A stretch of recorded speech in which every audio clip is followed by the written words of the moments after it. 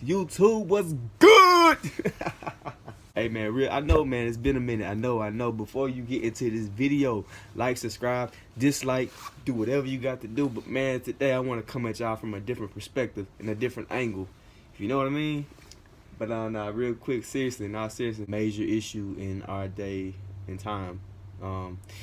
Honestly, I say day and time, but police brutality has been an issue since the beginning of our justice system. Just being honest.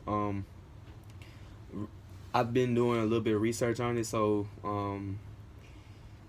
if you want to create the argument to say that African Americans are not the only ones that's targeted, that's highly targeted of being victims of police brutality, then I'm open to argue. I've read, well, not thoroughly read, but I've came across a significant number of data that proves my case. Not to overlook Hispanics and Latinos, they are affected. Well, we all are affected, but it seems as if African American are the ones that's really targeted the most. But I asked the question on my Facebook page, what is the root of police brutality? And I was surprised at some of the answers that I received.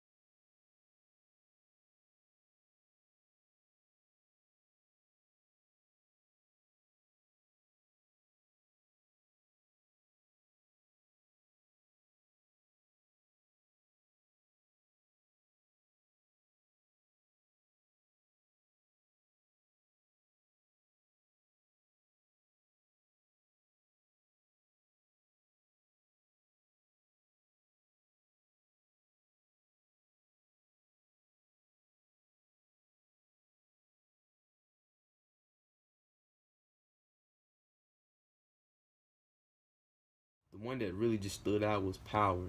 Everybody wants that power, and in my opinion, based off my research, I feel that police brutality and racism is kind of like parallel. Not saying that all police officers are racist, but I am saying that it appears that they have been taught to be much more aggressive towards African American male. And should I say it's almost like, I mean, just to be real, like, let me backtrack. Let me backtrack. So there was a time where police officers, law enforcers, kind of adopted from the idea of slave catcher. When the slaves would run away, there was I don't want to say an organized group or whatnot to go and fetch or go and retrieve or go and catch or chase, however you want to say it, the slaves, whatever. But it kind of evolved from that, and I feel that has a lot to do with it, but it all goes back to that power. Once again, police brutality is a major issue in the United States of America. Like, it is a major issue. Shout out to Colin Kaepernick for taking the knee, man, to peacefully protest, man. The real issue is, what do we do about the issue? I mean, like, really, what do we do? I don't know the issue. I don't know what policies we can implement to prevent police brutality. I don't know what we can do. I know that a lot of times, based off my research, once again, a lot of encounters that police brutality takes place is at a basic traffic stop.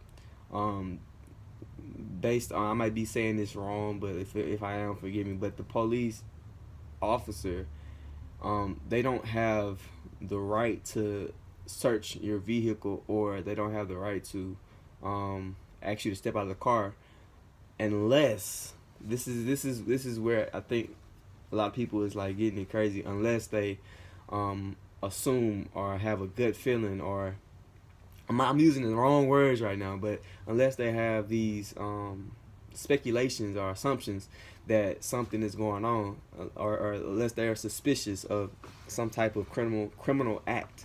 But the thing is, if I was to attack any point, any part of the procedure, I would attack that part of the procedure, because it's almost like it's their word against yours. Like, they may feel intimidated by you, so they may feel that they may need to regain power, and they regain power by basically diminishing the person. I mean, I'm using such the wrong words right now, but man, y'all get what I'm trying to say.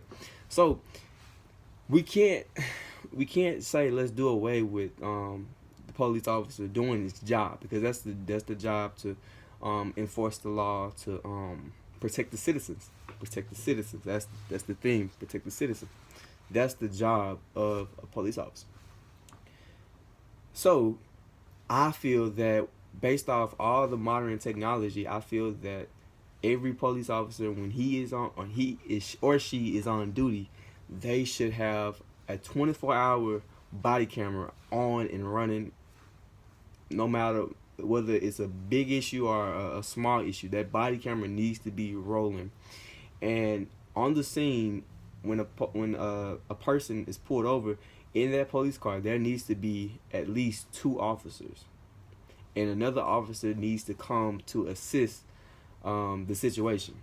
As long as I know what you're saying, more officers, but believe it or not, if there are more officers, then if something goes down, then there's a chance that it was caught on film.